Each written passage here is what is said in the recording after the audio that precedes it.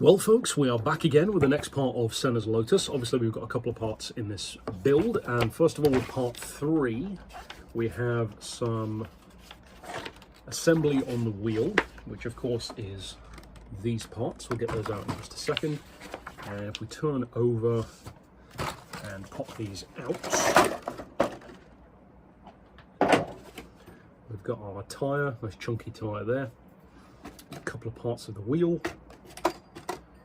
smaller pieces, rail here, part of the rim. Of course, as always, we've got the screwdriver and the pincers, the tweezers, I guess. So, step 1, remove 4 front rim outer hub radial bolts. Okay, so this isn't a rail, this is our bolts. From the base, as shown in the image, place them in the holes inside the outer rim. So that would be here, I believe. Okay, so there are our 4 bolts in there. Step 2, join the front rim center disc, which would be this one, to the front rim outer hub, which is this one.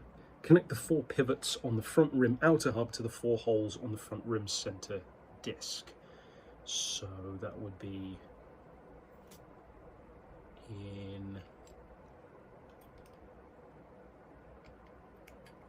in there, like that. Use 4 DP screws to attach the 2 parts. Okay, so there are those screwed in there. Now, step 3, place the assembled front rim center on the outer part of the Goodyear front wet tire. Use the tread pattern shown in the image. So we've got that direction coming towards me in the image, with the V-shaped arrows pointing anti-clockwise. Yes, note the outer edge should be perfectly aligned with the edge of the tire, like so. And this is a much easier way of doing it than with the Ford GT40, that's for sure, for any who are watching that series as well. Boiling the tyre in hot water and all that. Step 4, on the other side, insert the front rim main barrel, which is this one, into the opposite side, I'm guessing. Make sure the holes inside the main barrel align with the 4 holes on the front rim center disc. Okay, and those are connected together in there. Tyre, or the wheel, now it's in its entirety, has a nice weight to it. And now, if we set that to one side, we have, I believe, a couple of other clips here, including this smaller piece and that extremely fiddly piece, if this will focus. Not really, but that's together there. As shown in the image, so yep, that's done. Finally, insert the front wheel nut into the inner hole of the front rim center cap, which would be here. Kind of, but you can just about see that that's in there. Okay, and finally, that is what this assembled phase looks like. So there's our 2 pieces. That is it, of course, for step number 3. And now on to number 4. So, part number 4, we have some assembly on the front wing, and it looks to me like we're probably bringing back some pieces from the previous assembly. So we've got our pieces here, this notable larger piece, and flip over. Position the front wing left unit assembled in issue 1, so yeah, straight away. So I believe that would be this one here, the left unit. Position it as shown in the image. So we need this larger piece and this piece. Okay, so that one is attached on there with that important safety pin in there as well. Step 2, place 2 CP screws at the joining points between the nose cone front left wall and the front wing left flap. So step number 3, place the front left wheel barge board top support, so that one. This is the smaller of the 2 wishbones, on the hole indicated in the image on the front left suspension mount fairing, which is this one. Attached from below using a CM screw. Okay, so step 4, insert the 2 front suspension upper wishbones, so the larger piece I believe, into the indicated slots on the front left suspension mount fairing bottom. Also fit the front left steering tie rod, which is here,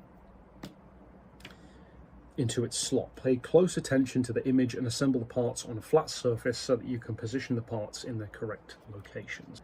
So it would appear to be just kind of laid on there like that, so a bit odd, but if I flip over the page, step 5, hold the parts from the previous step tightly in position and place the front left suspension mount fairing top on the front left suspension mount fairing bottom.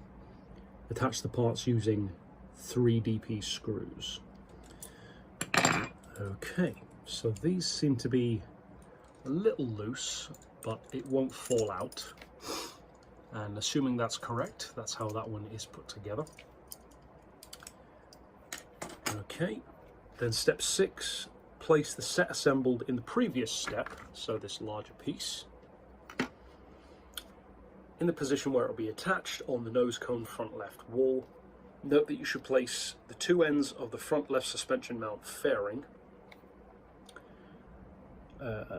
over the holes indicated on the nose cone front left wall. The free end of the front left wheel barge board top support for G, the smaller wishbone, should align with the hole furthest right. Finally, attach the 2 sets of parts with 2 DP screws and 1 CM screw. So we've got the CM screw on the very small wishbone, so the DP screws here and CM screws over here. Final assembly. This is the image of the set of parts that we have assembled. So assuming that I've done it correctly, and obviously there is some free play in the suspension, for example, a little bit in the wishbone. So unless I've missed something, which I don't think I have, it's possible, of course, but I don't think so, then that looks to me to be correct. It certainly lines up with the image. This smaller wishbone in particular, as any who are also assembling this will doubtless agree, is a bit fiddly, getting the screws into the ends of the wishbone. But overall, that is it for step 4, and now of course on to step 5. Welcome back then to part 5, of course, of the Senna's Lotus build. This one is actually the mirror, the exact mirror, in fact, of the part that we just did. So there's not really going to be any point in recording the whole thing and showing you every step, because literally we just did it. So for the most part, I'll show you the parts. So we've got the new parts and, of course, the corresponding part from the previous one that we'd already built. And then pretty much skip to the end because you just saw me do it once and there's no point in dragging it out unnecessarily to do the other one again. So I'll see you in a minute for a time skip of what would have taken a lot longer than 1 minute to put together. And with that fully assembled, quite the time jump, we have of course mirrored everything that I did on the other side, and just like that, that is stage 5 complete. So now of course on to the final one for this episode, part 6.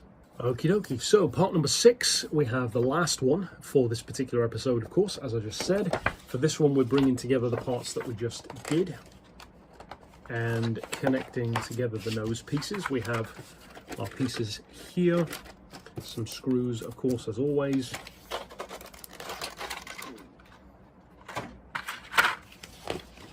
So, flip over, step number 1. We have follow the alignment of the parts as shown in the image and place the steering rack, which is 6D,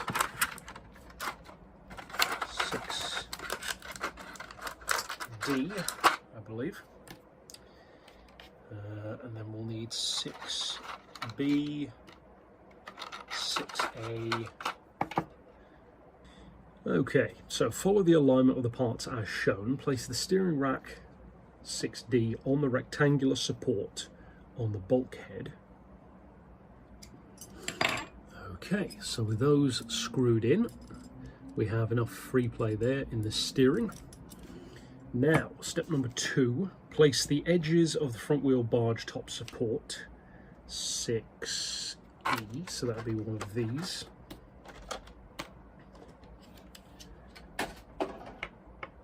So we've got 2 of these. So which one are we looking for? Okay, so with that quite fiddly piece in, just about there, that one appears to be correct. So if we, well, it looks like we still need that one anyway, so if we keep it there. Step 3, similar to the process in the previous step, place the second support of the front wheel barge into the holes on the nose cone front right wall. Okay, and with that one in on the other side as well, we now have both of those pieces. So, step 4, place the perforated edge of the upper support part of the steering rack on the front right steering tie rod. See how to do this in the image. Well, this piece is kind of finished to a sort. At the risk of not smashing the whole thing to pieces, I'm getting pretty sick of this part, and any others who are following along will probably understand why. This piece is now put together. We've repeated what we did on this side over the other side. These connections for the tie rods can die in a fire because I'm sick of seeing them and I'm sick of trying to put them in. I've stabbed myself in the end of the finger multiple times with this screwdriver, and I still cannot get these to tie in and be completely tight without it slipping past and sticking into my skin. So at the risk of not tearing this thing to pieces at the moment, I'm going to leave it at that for now and come back to it perhaps another time when we're doing another part. But at least aside from tightening those in fully, I'm going to leave that as is for now, because that, of course. Well, after coming back to it, I've re-attempted doing these, and I'm sick of seeing this thing now. But we've got one of them in better. This one can go die in a fire as far as I'm concerned, because that's about as good as we're going to get for now. And yeah, that's it for this part. So for the second time in the episode, I'll see you next time, and here's hoping the next one goes better.